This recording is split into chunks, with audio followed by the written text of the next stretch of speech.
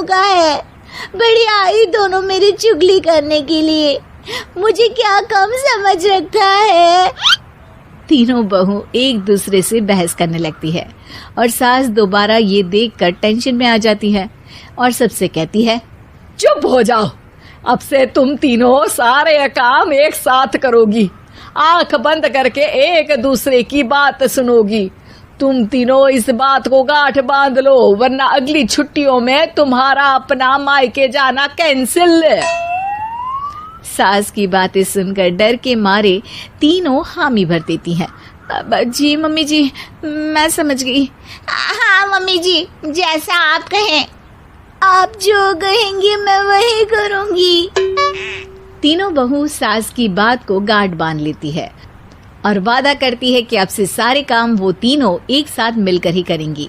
ये सब देखकर सास खुश हो जाती है और वहां से चली जाती है।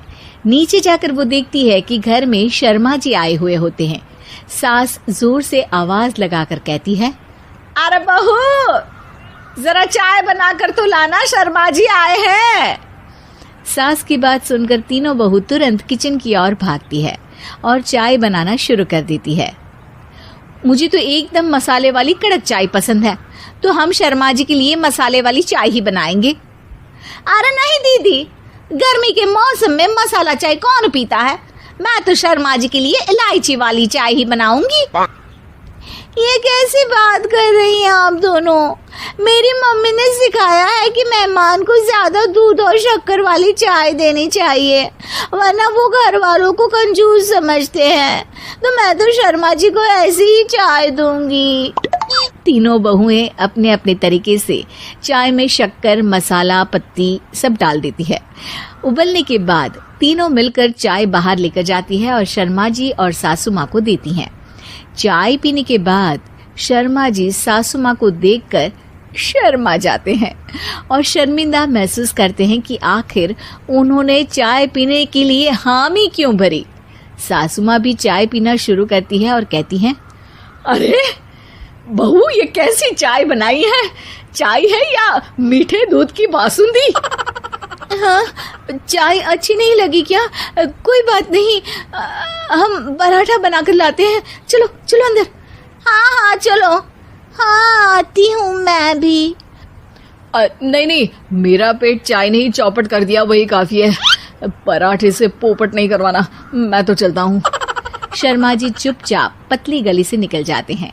अगले दिन सास बहुओं से कहती है, अरे बहू, जाओ जाके ऊपर के गेस्ट हाउस की सफाई कर दो। कल हमारे यहाँ मेरे दूर के रिश्तेदार आने वाले हैं, तो पूरे कमरे को चमका देना, समझी? तीनों बहू सास की बात को मानकर ऊपर सफाई करने चली जाती हैं और तीनों कमरे की सफाई चालू कर देती है। बड़ी बहू मकड़ी के जाले साफ करती है, तो बीच वाली झाड़ू लगाना और छोटी वाली सर्फ डालकर जमीन धोना शुरू कर देती है। अरे दीदी, जिठानी जी, अभी मैंने पूरी फर्श धोई और आप फिर से धूल नीचे गिरा रही हैं। और मछली जिठानी जी, आप बिना झाड़ू की धूल यहाँ छटक रही हैं। अरे तीनों को साफ करना है, एक साथ सफाई करते हैं ना। अरे वही तो, हम साथ साथ हैं, घर साफ साफ है। तीनों बहू ऐसे ही काम में उलझ जाती है और 2 घंटे तक एक ही कमरे की सफाई करती रहती है। बहुत देर से अपनी बहुओं को ना देखने के कारण सास ऊपर कमरे में उन्हें देखने जाती है, लेकिन कमरे में घुसती ही वो गीली फर्श पर फिसलने के कारण नीचे गिर जाती है। ओरी मोरी मैया, हड्डी मरोड़ के रख दी। आए, मेरी तो कमर ही टूट गई रे। तीनों बहुएं सास को उठाती हैं और बिस्तर पर सुला देती है। अरे मेरे हाथ पैर दर्द कर रहे हैं, दबा दो, आराम मिलेगा। हाँ जी माँ जी। अरे जी माँ जी, जी माँ जी। और तीनों बहुएं एक साथ सास के हाथ को दबाना शुरू कर देती हैं। माँ की तो चीख ही निकल जाती है और नतीजा ये होता है कि सास के बचे हुए शरीर में भी दर्द उठ जाता है। हाय राम, ये क्या कर दिया तुम तीनों ने। अरे मेरी तो किस्मत ही फूटी है कि तुम जैसी बहुएं मुझे मिली। हे भगवान, पूरे शरीर में दर्द बढ़ गया है। अब तो पता नहीं कि चल भी पाऊंगी या नहीं। माफ करो, मुझे गलती हो गई मुझसे कि तुम तीनों को एक साथ काम करने के लिए बोला। सोचा था तीनों मिलके अच्छे से काम करेगी, लेकिन बड़े बुजुर्ग सही कहते थे कि 3 तिगाड़ा काम बिगाड़ा। तुम लोगों ने ये बात ना आज साबित करके दिखा दी। तुम तीनों को तो समझाना यानी मानो भैंस के आगे बीन बजाना है। तुम्हें अकेले अकेले काम करना है ना, तो अब से तुम अकेले ही अपना अपना काम करो। तीनों बहुएं वहां से जाने लगती है। अरे कहाँ जा रही हो? आप ही ने तो कहा कि अपना अपना काम तो मुझे मुल्तानी मिट्टी लगानी है। अरे मुझे भी तो नेल पॉलिश लगानी है। मुझे ना मेहंदी लगानी है।